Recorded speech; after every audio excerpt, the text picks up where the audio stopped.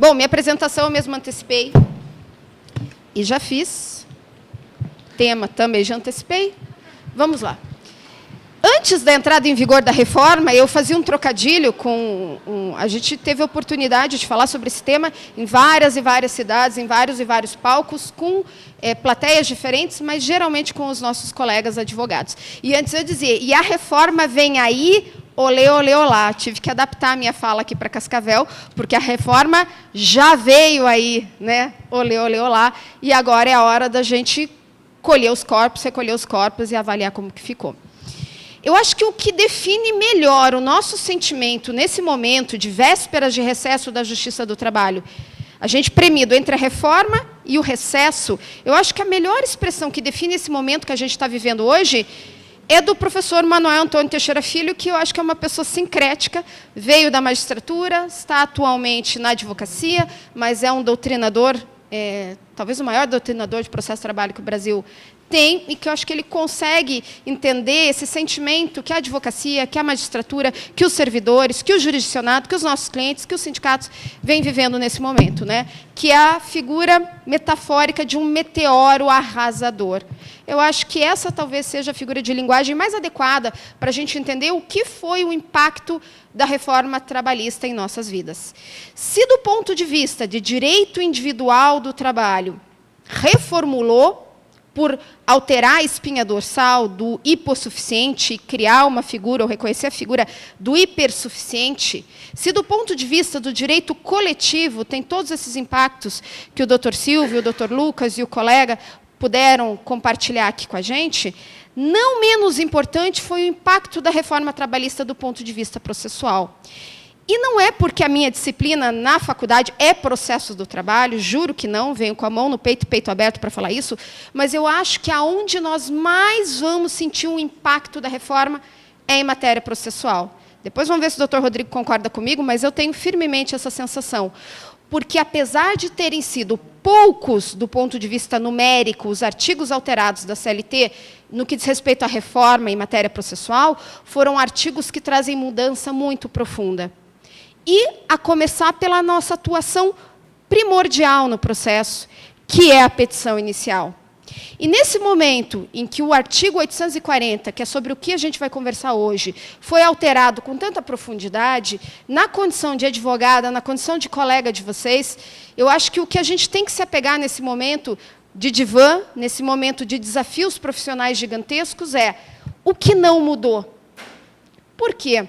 Porque o que mudou, ninguém nem sabe direito, nem a gente, a advocacia, nem a magistratura, nem o Supremo. Então, eu acho que vamos começar para ter um conforto mesmo no nosso trabalho, porque a gente precisa continuar advogando. Infelizmente, ninguém aqui pode se dar o luxo de tirar um ano sabático, ou um quinquênio sabático, de passar 5 anos em Bora Bora, e depois que já tiver tudo consolidado pelo Supremo, a gente volta a advogar. Não, os clientes nos procuram todos os dias, e a gente precisa dar resposta todos os dias. Então, eu não digo nem o desafio, eu digo a dica que eu posso passar para vocês nesse primeiro momento é: vamos ficar com o que não mudou. Isso nos garante uma estabilidade, uma segurança emocional para a gente tocar a nossa vida. E o que não mudou? O que não mudou, gente, é o que é o nosso trabalho de advogado. O nosso trabalho primordial de advogado é fazer aquela análise crítica da informação que o cliente traz até nós e transformar essas informações, essas análises críticas, numa relação de direito processual, com o autor, réu, com um juízo competente, discutindo uma relação de direito material que se tornou conflitada. Isso é o que a gente sabe fazer, isso é o que a gente vai continuar sabendo fazer, mesmo que a reforma venha e tenha aí nos atropelado. Agora, um ponto muito positivo dessa reforma, pelo menos do meu ponto de vista, o que eu imagino, é que ela veio, no que diz respeito à petição inicial, para nos relembrar que o advogado ele é o primeiro juiz da causa. E essa análise, a gente sabe como é difícil no dia a dia da advocacia, com aquele volume enorme de prazos, de audiência, conta para pagar, é o PJE que não funciona.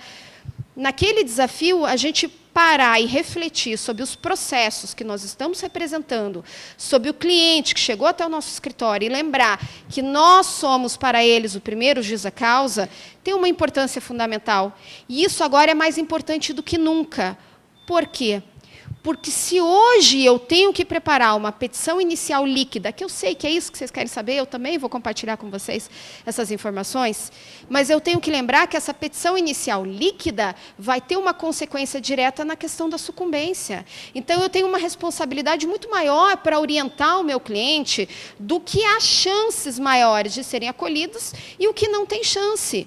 A gente brincava antes. Na advocacia trabalhista, a gente podia, em certa medida, praticar tiro por esporte. Né? Eu acho que eu vou pedir isso, aquilo, o que acertar está valendo. Hoje não. Hoje, com a sucumbência, hoje, com a exigência da petição inicial líquida, nós temos que ser aquela figura lá de sniper, de atirador americano. Né? Nós temos que ter uma mira precisa, saber aonde apontar para que eu possa formular o pedido adequado, para que eu tenha a menor consequência do ponto de vista de sucumbência para o meu cliente.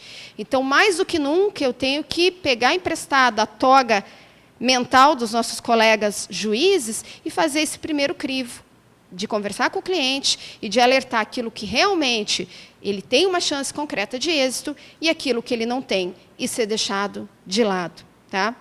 Eu brinco, essa frase não é minha, essa frase eu ouvi de um advogado que atua para sindicato patronal, para sindicato de empregado, teu equivalente, viu, Lucas, lá de Curitiba, um grande amigo meu, que atua para muitos sindicatos de empregados, que ele falou assim, Thaís, acabou a época do pedido vale-homo.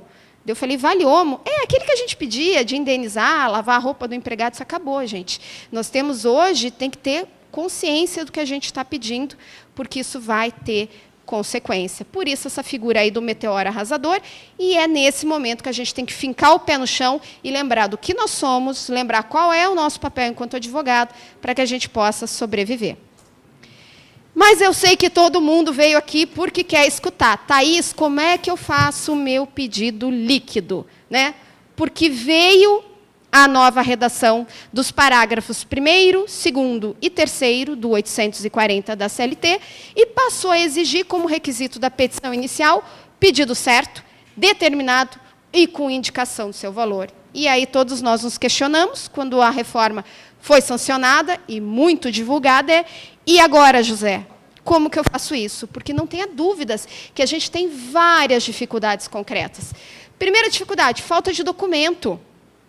Quem aqui advoga para reclamante, me corrija se eu estiver equivocada, mas uma minoria dos trabalhadores é organizado e guarda os olerites, aviso de férias, termo de rescisão, aviso prévio. Geralmente, eles chegam aos nossos escritórios desprovidos de documentação.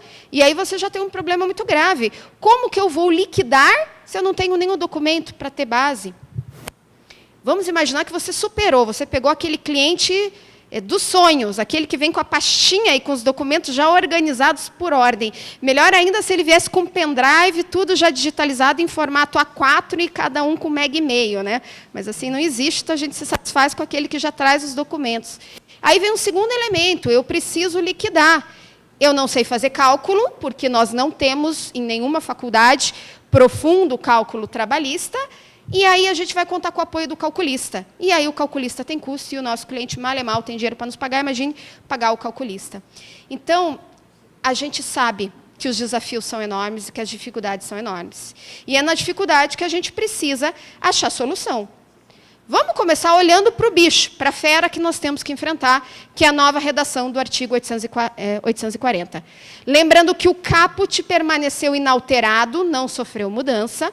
As mudanças foram nos parágrafos e o que nos interessa é o 1º e o 3º. O 1º foi a introdução, eu vou subir, gente, porque eu tenho 1,5 m de altura, como vocês já puderam perceber, baixinha. Mas, assim, o parágrafo 1º, foi uma mudança entre vírgulas, porque até o pedido está a redação igualzinha, e veio na sequência, que deverá ser certo, determinado e com indicação do seu valor. Fecha a vírgula, segue o baile, a gente volta para a redação que já tínhamos. Então, parece uma pequena mudança, mas a gente sabe que no nosso dia a dia, o quão impactante é a exigência de petição inicial líquida. Chocados com o parágrafo 1º, a gente passa os olhos, chega no parágrafo 3º. Os pedidos que não atendam ao disposto do parágrafo 1º deste artigo serão julgados extintos, sem resolução de mérito. Ou seja, pela literalidade do texto da reforma, petição inicial ilíquida, petição inicial jogada no lixo. Aí a pergunta que não quer calar. A gente lê o texto e aquilo vem. Vou perguntar aqui para os meus colegas magistrados. Pode isso, Arnaldo? Pode isso? Será que vale? Porque aqui no Brasil tem disso, né? Entre o texto... Esses dias eu me reuni com um empresário japonês. Muito interessante, porque a reunião foi feita com um intérprete. E eu tinha que estar rezando para o intérprete estar falando exatamente o que eu estava dizendo para o meu cliente. Uma situação bastante estranha. Mas veja, daí eu tentei explicar para ele que aqui no Brasil existe a lei que vale e existe a lei que pega, que são coisas diferentes. Tente explicar isso para um empresário japonês. Confesso que eu não estava preparada psicologicamente. A faculdade não me preparou para isso. Fiz federal, tenho que voltar lá brigar com os meus professores, que eles não me prepararam para isso. Né? Será que vale? Será que pega? E aí, se valer e se pegar, é a hora que a gente olha para o Altíssimo e fala, por que, Senhor? Né? Tanta coisa para mudar, precisava mudar esse parágrafo 1º do 840. E aí, quando a gente pergunta por que, Senhor, vamos olhar no projeto, vamos olhar na justificativa do legislador, por que ele foi mudar? Claro, a justificativa é grande, gente, eu trouxe aqui só as palavras-chave para a gente lembrar. Né? Qual que foi a intenção do legislador? Em primeiro lugar, garantia da boa-fé processual. Ou seja, o legislador partiu do pressuposto que nós não estávamos agindo de acordo com a boa-fé processual. Então, temos uma reforma nova para nos obrigar a ter uma boa-fé. Se tem uma coisa curiosa nessa reforma, é que ela conseguiu castigar todo mundo. Os advogados, nessa medida, e os juízes também, em muita medida. Acho que ninguém aqui é ingênuo de olhar para alguns itens da reforma trabalhista em que proíbe o judiciário analisar conteúdo de um acordo coletivo e dizer que vocês podem apenas estão adstritos a aspectos formais e dizer que isso não é uma mordaça no judiciário. Nem a gente, que advoga para a empresa, tem coragem de falar coisas. Nem a gente pediria isso para o Papai Noel, né? Nem a gente teria coragem. Então, sem dúvida, veio sim. E veio aqui uma resposta para a advocacia também. Vocês abusaram da boa-fé, agora vão ter que aprender, liquidando petição inicial. Claro, a gente poderia fazer um seminário só sobre essa questão, para a gente ter a oportunidade de falar de como isso é injusto, atribuir a nós a culpa da exigência de uma petição inicial líquida. Mas não adianta, a gente brinca, chora na cama, que é lugar quentinho, a gente precisa trabalhar, a gente precisa atender os nossos clientes, e fato é que na justificativa do projeto é assim que está. Outro elemento que traz, garantir conhecimento do que está sendo proposto. Ou seja, na medida em que você obriga que os pedidos sejam líquidos, parte-se do pressuposto que todo mundo estudou muito, debateu muito, antes de apresentar aquela demanda perante o judiciário.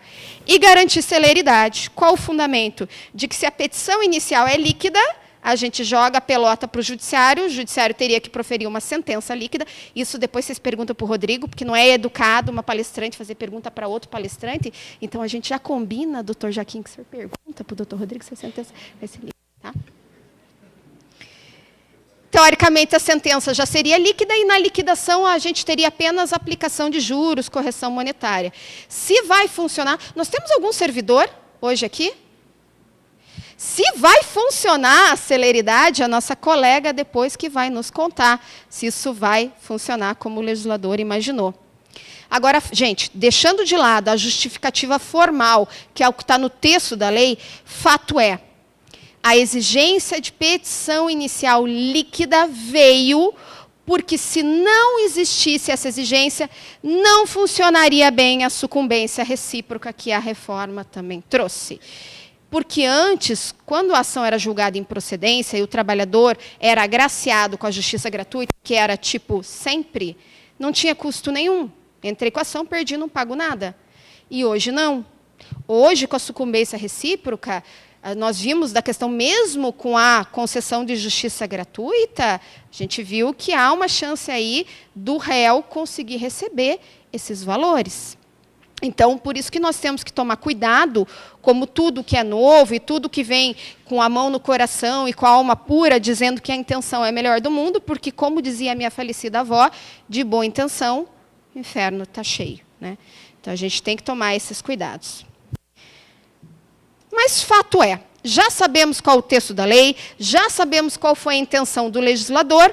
A pergunta agora é, dá para dizer que não vale? Posso dizer, eu estou naquele momento do luto da negativa. Né? Eu advogo para um hospital psiquiátrico e eu confesso que eu adoro conversar com o diretor clínico, que é um psiquiatra. Eu me sinto menos doida quando eu converso com ele. E ele sempre brinca aqui, explicando as fases do luto, que a primeira fase é a negativa. Não aconteceu. E é a fase que nós estamos vivendo hoje. Deixa eu perguntar aqui, quem aqui já ajuizou uma reclamatória trabalhista nova, líquida, pós-reforma? 2 advogados. Parabéns, vocês são muito corajosos. Nós não fizemos nenhuma. Ai, Thaís, mas vocês só advogam para a empresa. Gente, mas a empresa também processa empregado e ex-empregado. E confesso que todos os meus clientes que pediram para mover ações, eu falei, calma, veja bem, vamos aguardar um pouquinho, nós temos 2 anos, não está prescrito, né? Rezando para que venha uma solução mágica nesse meio tempo. Então, assim, o primeiro impulso é dizer, não vale, esse dispositivo não vale. Vamos olhar se a doutrina, o que as pessoas estão dizendo?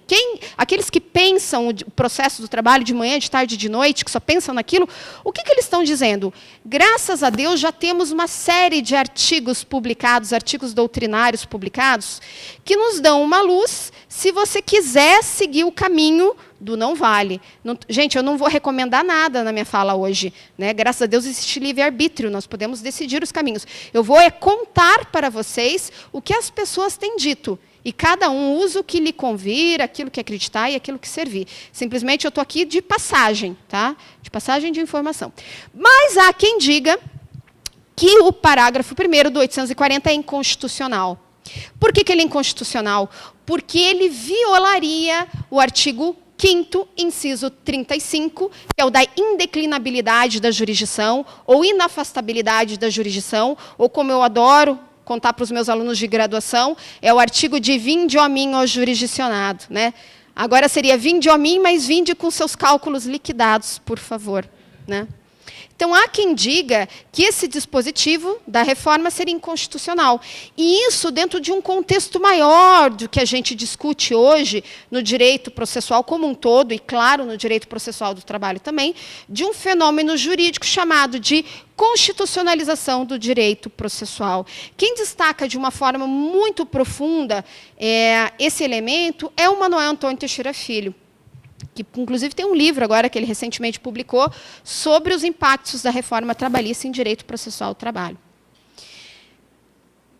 Deixando de lado a questão da inconstitucionalidade por ofensa ao artigo 5º, inciso 35, o Jorge Luiz Souto Maior, que acho que esteve em Londrina agora na semana passada com o Sérgio, no outro evento da associação, e a Valdete Severo, eles criaram uma outra linha de argumentação, que seria, olha, se não colar a questão da inconstitucionalidade do parágrafo 1º, simplesmente a gente pode não aplicar o parágrafo 1º. E eu fui ler o artigo deles porque eu fiquei intrigada. Como assim? Não é inconstitucional, mas eu não aplico? Até onde eu saiba, o juiz não podia fazer isso. Ou declara inconstitucional, ou tem que aplicar. Mas eles construíram uma teoria doutrinária muito interessante. A gente já ouviu essa expressão, e eu vou resgatar, vocês vão ter uma sensação de déjà vu. A dita da lacuna axiológica. Vocês vão falar, Thaís, eu já vi isso, está igual aquela música do Zeca Pagodinho, do caviar, né? Nunca vi nem comi, eu só ouço falar. Thaís, eu tenho a impressão que em algum lugar no mundo eu já ouvi essa expressão de lacuna ontológica, lacuna axiológica, mas eu não lembro bem o que é. Essa teoria de lacuna ontológica e de lacuna axiológica, elas vieram para a nossa vida real de advogados trabalhistas depois da alteração do CPC, lá de 2006, que acabou com o processo de execução como autônomo e criou o cumprimento de sentença, que era o antigo 475J. Muitos juízes, muitos doutrinadores e muitos advogados olharam para o dispositivo do processo civil e ficaram loucos para aplicar, por entender que o cumprimento de sentença seria muito mais barato, célere, simples do que a CLT. Só que a gente não tinha lacuna na CLT, porque nós não tínhamos lacuna normativa, porque a CLT disciplina a liquidação e execução. E aí, o Carlos Henrique Bezerra Leite, não é criação dele, mas ele foi talvez o porta-voz dessa doutrina, Dizer, veja bem, quando a CLT, lá no 769, fala de lacuna, não é a lacuna normativa, não é simplesmente a inexistência de texto de lei. Essa lacuna também pode ser ontológica ou axiológica. O que querem dizer esses palavrões que a gente aprende lá no primeiro ano de faculdade e nunca mais lembra? Quer dizer, lacuna ontológica existe quando eu tenho um texto no processo do trabalho, eu tenho um texto, eu tenho uma regra na CLT, mas essa regra não se encontra mais compatível com os fatos sociais que a geraram. Ou seja, a norma está desatualizada. Então, eu tenho regra, mas ela não está atualizada, eu teria uma lacuna ontológica e eu estaria autorizada a usar o CPC. E a lacuna axiológica aconteceria quando eu tenho regra no processo do trabalho, mas essa regra ela está incompatível com os princípios que regem o direito processual do trabalho. Ou seja, eu tenho uma regra injusta. E como princípios e regras entram dentro de uma categoria maior de normas jurídicas, eu teria uma lacuna axiológica e que eu estaria autorizada a usar o processo civil também no processo do trabalho. Fechado essa viagem doutrinária, mas que ela é muito útil, pode ser muito útil para você fazer tua petição inicial na segunda-feira, por isso que eu a resgatei, peço até vênia para viajar daqui na maionese, mas o Souto-Maior e a Valdete Severo, eles falam o seguinte, o parágrafo 1º do 840, quando exige petição inicial líquida, sob pena de arquivamento, no parágrafo 3º, são normas injustas. Nós teríamos uma lacuna axiológica. E se nós temos uma lacuna axiológica, e para evitar uma chuva de arquivamentos, eu poderia deixar de aplicá-las usando o processo comum. E o processo comum, aqui eu me apegaria em dois elementos. Eu me apegaria no artigo 4º do novo CPC, que é aquele que previu a entrega de mérito, a obrigação do juiz conceder a tutela meritória, não joga no lixo, o senhor tem que julgar. E o 321, que é o que fala, antes de jogar no lixo a petição inicial, dê prazo para emenda. Porque a CLT, na reforma, ela não falou no parágrafo 3º, será arquivada, será extinta, se após o advogado intimado, para emendar, não emendar. Ela simplesmente diz, não é líquida, joga no lixo. Então, esses dois doutrinadores, eles nos apontam um caminho de nós usarmos esse raciocínio jurídico, que parece um pouco complexo, mas que pode funcionar muito bem no nosso dia a dia, dizendo, olha, eu não sou obrigada a liquidar com cálculos precisos, porque quem tem que me conceder a tutela de mérito é o judiciário. E se o juiz entender que eu teria que liquidar, então você me intime que eu vou emendar, tá? Gente, eu não vou emitir nenhum juízo de valor aqui, graças a Deus, não sou juíza, sou advogada, então não preciso dormir com esse barulho. Eu não estou dizendo que está certo, que está errado, eu estou dizendo existem essas linhas de argumentação. Se servirem para vocês, ótimo, anotem aí e botem em prática, tá? Você podia falar, Thaís, mas peraí, né? A gente não pode ficar se baseando em doutrina, é o meu cliente que precisa da tutela jurisdicional, não posso brincar de viajar na maionese. Você faz lá no doutorado com teus alunos, você não pode fazer isso na vida real. O problema, gente, é que o TST está num silêncio sepulcral. E todos os ministros e ministras que gentilmente vieram participar dos eventos da associação ou dos eventos do tribunal que a gente foi convidado a participar, todos falaram, nem a gente sabe o que nós vamos fazer, por isso que não veio nada até o momento. Se vocês acompanham diariamente, que a gente brinca que Facebook, para a gente, o que interessa é a página do Supremo mesmo e a página do TST. Vocês viram que a comissão de uniformização lá de jurisprudência deles já propuseram uma série de reformas em enunciados, nas súmulas, né, do TST para adequar a reforma. Mas a gente sabe que até isso ser aprovado vai um longo caminho, porque nós não temos ainda nem dentro do TST uniformidade, mas aí eu deixo que o Rodrigo explique muito melhor do que eu, porque está do outro lado do balcão e pode contar isso para a gente. Tá? Mas fato é, até o momento a gente tem um silêncio sepulcral do TST. Então não adianta, gente, é o que tem para hoje, e se a doutrina puder me ajudar, é na doutrina que eu vou, se eu fosse vocês. Né? Hashtag fica a dica. Né? Agora vejam. Deixar de lado, tá? Nós vimos assim argumentos para tentar fica na fase da negativa, que é não vale. Inconstitucionalidade ou lacuna axiológica para usar o CPC. E se a gente entrar na segunda fase do luto, que é a aceitação? Vem a dor, mas vem a aceitação. E se valer? E se já estiver valendo? Que a gente sabe que está, mas cada um tem o seu processo mental de assimilar no ritmo, né? Cada um. Mas e se valer? Como que eu faço essa petição inicial líquida, Thaís? Primeiro lugar, que eu digo, você só vai conseguir fazer uma petição inicial líquida se você tiver os documentos e as informações. Se você não tiver documento e informação, aí mãe de Ná, né? Bola de cristal para chutar valor, e aí você chuta valor, chuta mal, e depois vem uma sucumbência gigantesca. Então, o nosso desafio agora é, eu preciso dos documentos, ou aquilo que eu não tenho como ter acesso, eu tenho que estar autorizada a formular pedido genérico. E aí, gente, de novo, a CLT ela foi madrasta, daquelas assim de desenho Disney, né? Porque ela não nos deu nenhuma tábua de salvação.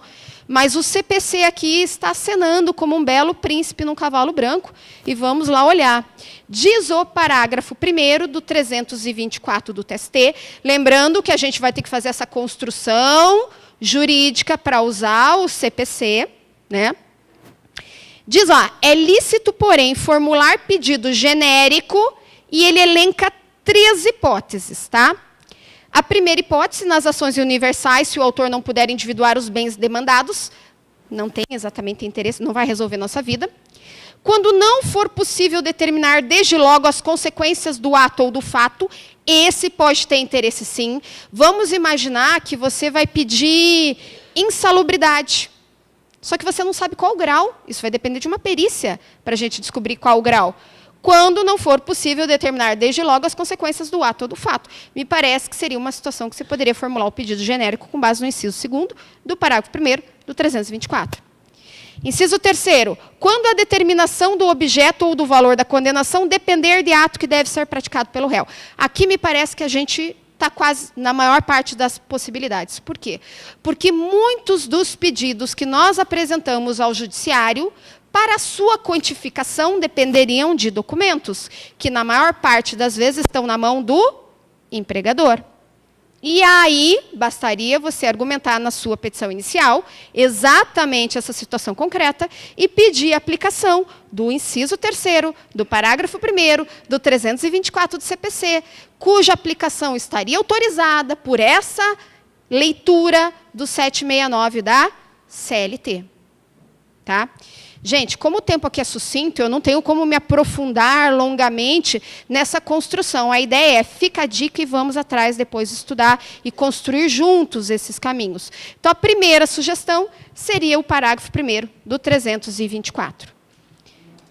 Mas não é a única sugestão que eu vim trazer para vocês, tá? Vamos imaginar que o juiz entende que o 324, parágrafo 1º, inciso 3º, não seria aplicável nesse caso. Porque você teria outros meios de você obter esse documento. Então, você podia ter sido diligente, ter obtido os documentos de antemão, para depois, então, ajuizar a ação líquida, como determina o parágrafo 1º. Se for esse o seu caso concreto, não se desespere, tem solução também, que é o 396 do novo CPC. Uma coisa para vocês... Sabe qual foi? Deixa eu fazer um parênteses. Vou falar aqui na condição de quem estuda processo de trabalho. Sabe qual foi a sacanagem dessa reforma? Porque a gente nem tinha terminado de estudar os impactos do novo CPC na nossa vida. Falo porque eu comprei o livro do Scarpinella, que está embalado no plástico ainda, não consegui nem ler. Isso que eu dou aula disso todo dia. Então, tenho obrigação de falar. Então, imagine, a gente nem sabia ainda o que ia aplicar do novo CPC, e já veio a reforma e passe. E agora a gente tem que ficar olhando para o príncipe branco, lá para o príncipe montado no cavalo branco, e estudar as expressas. Então, assim, o material vai ser disponibilizado para vocês. Então, bora lá estudar o processo civil, porque eles podem nos ajudar agora. Tá? Então, outro artigo que eu vou falar, o anterior era o 324, agora é o 396, que é a exibição de documentos. Vou plagiar aqui o Dr. Silvio, porque eu adorei. Nada de novo, é chover no molhado, porque a gente já fazia isso no processo do trabalho. O que muda agora é que eu posso, estrategicamente, usar isso como uma ação preparatória. Eu entro, então, com uma ação de exibição de documentos, dizendo, empregador, me fornece a documentação. Uma obrigação de fazer ou de entregar, dependendo do que for. Ou eu posso fazer isso na própria petição inicial. Eu formulo a minha petição inicial e coloco lá que, para que eu possa liquidar esses pedidos, primeiro eu preciso que o reclamado, junto com a contestação, traga os documentos e depois o juiz me intime para que eu emende a minha inicial com os valores líquidos. Por isso que eu falo na exibição de documento como ação preparatória ou como incidente na petição inicial. É claro, gente, que como ação preparatória, ela é mais segura na medida de que eu entrei com uma ação especificamente para obter os documentos. E quando eu alego isso na petição inicial, corre o risco do juiz olhar e falar: doutor, a CLT é muito clara, a tua petição tem que ser líquida. Te vira nos 30, pum, vou arquivar o seu processo, aplicando o parágrafo 3º. Eu não estou dizendo que eles vão fazer isso, depois vocês perguntem para o doutor Rodrigo. Não estou dizendo que eles vão fazer isso, mas o juiz tem fundamento para fazer isso, tá? Independentemente do que você decidir no seu escritório, que estratégia adotar, como ação preparatória ou como incidente da petição inicial, fato é que você vai ter que individualizar o documento, explicar qual a finalidade da prova e as circunstâncias que o documento existe e está em poder da parte contrária. Tá? Então, segunda dica, uso da exibição de documento. Preparatória ou incidental na própria petição inicial. Tá? Deixa eu pegar uma aguinha.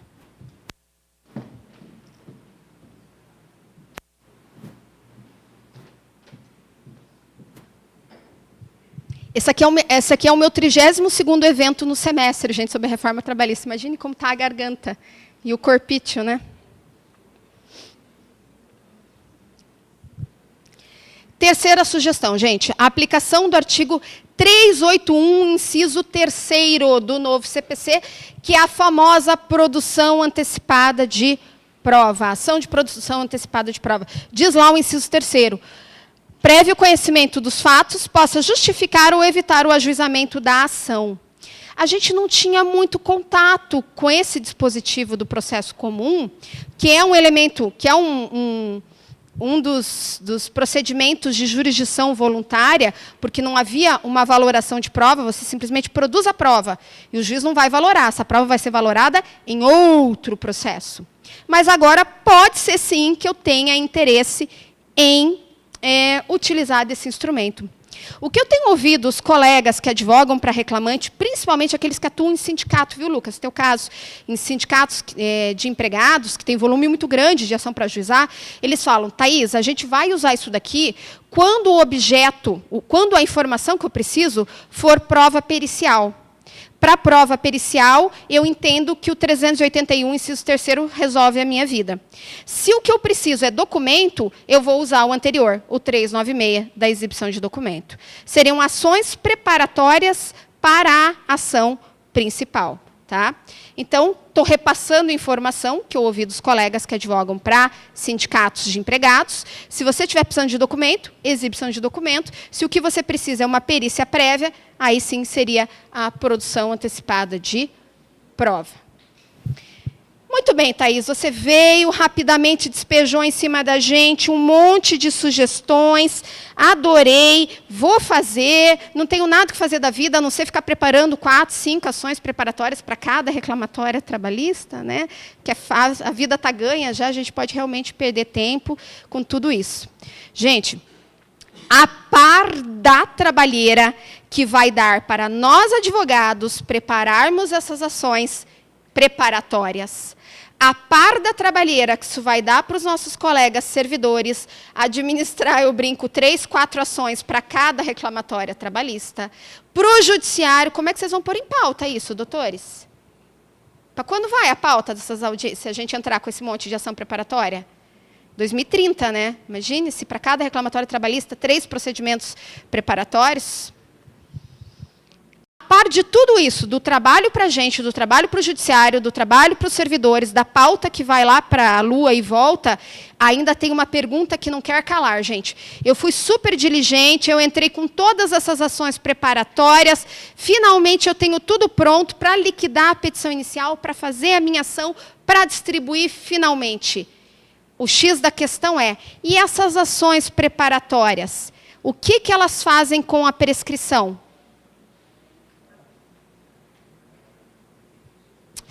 Aqui, gente, eu vou dar uma notícia ruim. Eu advogo para réu, já contei para vocês. Sabe o que a gente que advoga, eu e o Breno ali, ó, Breninho, né?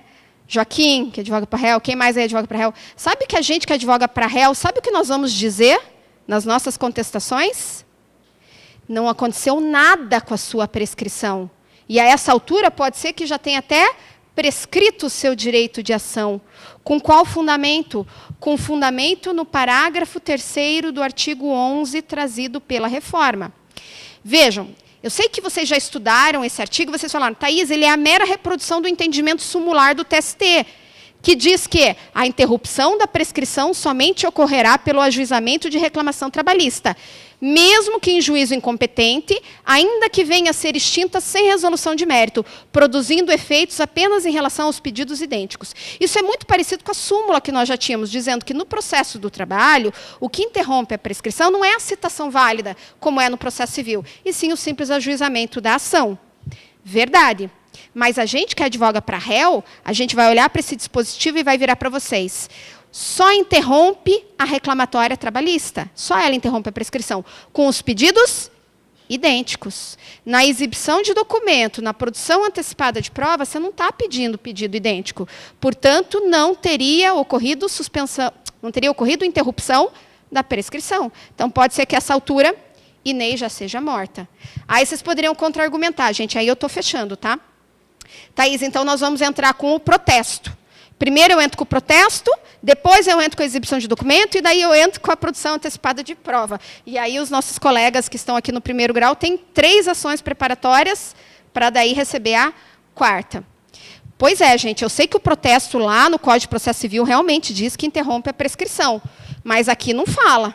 Então, a gente que advoga para réu vai ser bem maldoso e vai falar, mesmo com o protesto, não interrompe. Gente, pelo amor de Deus, eu não estou falando que isso está certo, tá? Eu só estou alertando vocês os perigos que a gente vai enfrentar no caminho.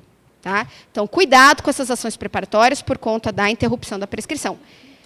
E para fechar, gente, e tudo isso, Thaís, está valendo ou não está valendo? Bom, também o doutor Rodrigo vai falar sobre isso, mas assim, teoricamente, né, uma das regras que a gente estuda lá de direito intertemporal em matéria processual é isolamento dos atos processuais. Os atos processuais já praticados sob a égide da normativa anterior se consideram válidos, e aí a lei processual se aplica de imediato, acompanhando os próximos atos processuais.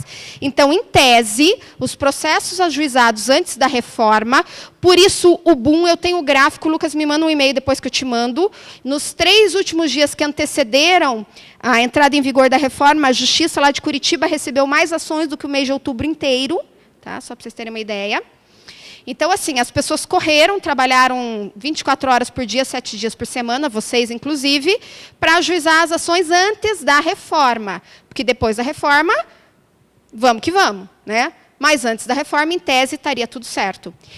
Dia 29 de novembro, eu fui dar uma palestra em Ponta Grossa e fui surpreendida. Ponta Grossa, terra do Dr. Rodrigo Klaser aqui, jogar a bola com ele. Nunca mais ele vai querer falar comigo em evento. Primeira, única e última. Mas é porque precisa, tá? E os advogados em pânico em Ponta Grossa, dizendo, doutora, tem juiz aqui nas ações que a gente distribuiu antes da reforma que está mandando emendar, liquidar. Não sei se aqui em Cascavel está acontecendo isso, pelo menos não ouvi ainda. Não dei ideia? Não falei. Não contei. Tá? Mas, por exemplo, se alguém estiver militando em Ponta Grossa, fiquem atentos que em Ponta Grossa o juiz está mandando liquidar as ações ajuizadas antes disso. Gente, agora vocês entendem por que eu peguei emprestado a fala do Manuel Antônio Teixeira Filho, que fala no meteoro arrasador. Né? O problema, gente, é que isso é só o começo. Né? Eu brinquei fim da apresentação, mas é só o começo, porque 2018 a gente não vai poder continuar represando as ações trabalhistas, nós vamos ter que ajuizar e nós vamos ter que, juntos, construir esse novo direito processual do trabalho. Tá? E é nisso, gente, que eu peço E eu gostei muito do meu papel de preposta, de ler o texto que o Sérgio preparou, porque ele falou uma coisa que eu acho muito verdadeiro. Juntos nós somos mais fortes. Tá?